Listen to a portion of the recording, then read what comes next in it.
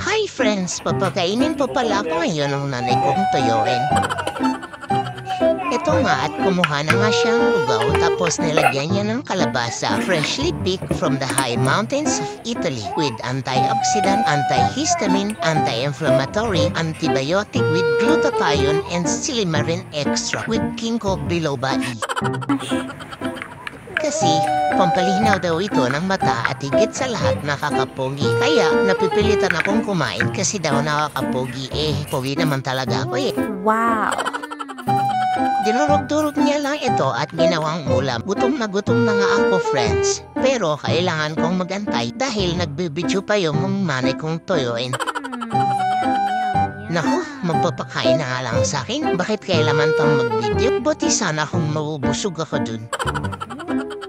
Tapos, kakaiba din yung subo ng nanay ko. Sunod-sunod, ni hindi ko pa nga nalulunok yung unang subo niya. May susunod na naman.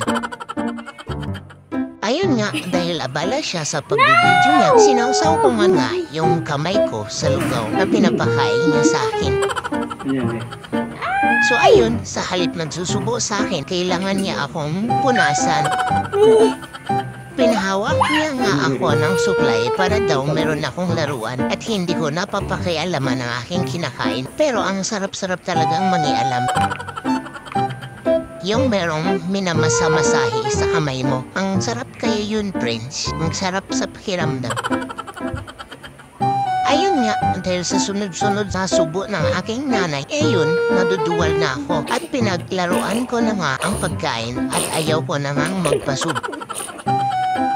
Pwede hinay-hinay lang naman. Tapos, syempre, pagkatapos ng kain, dapat may panulak na dede. Pagkatapos, ayun, tapos na. And that's all my mini vlog for today's video. Bye-bye!